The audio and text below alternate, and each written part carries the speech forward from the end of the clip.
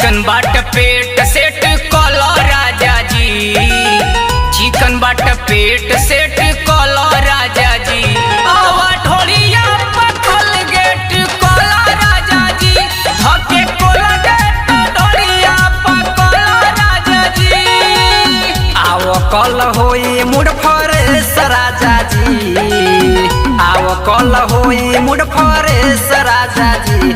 आवा ढोलिया पकल गेट कलो राजा जी, धके कोल गेट ढोलिया पकल राजा जी।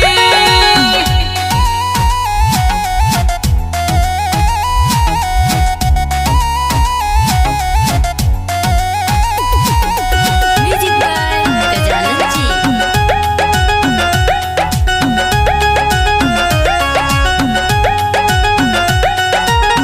चढ़ली जवानी रप तारे बाट तेज हो, जनी समझे राजा बाट कमएज हो।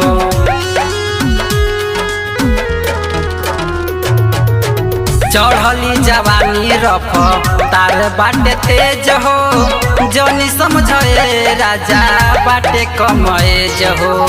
गरम बरे डया के खाल राजा जी, गरम बरे डया के खाल राजा जी। आवा ढोलिया पकल गेट कोला राजा जी, धके कोल गेट ढोलिया पकल राजा जी।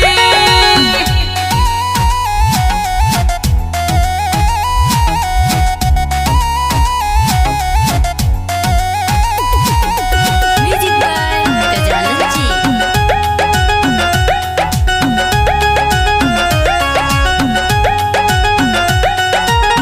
बुझेलो ना बात राजा समझ इशारा, भइल बात का हो तोहरा डालेलो ना चारा।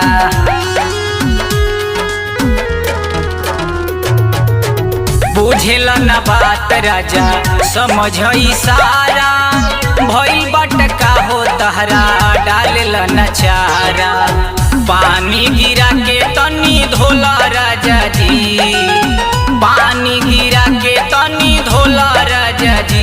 आवा ढोलिया पकल गेट कोला राजा जी, धके कोल गेट ढोलिया पकल राजा जी। Mix by Raj recording studio, Gadora बाजार।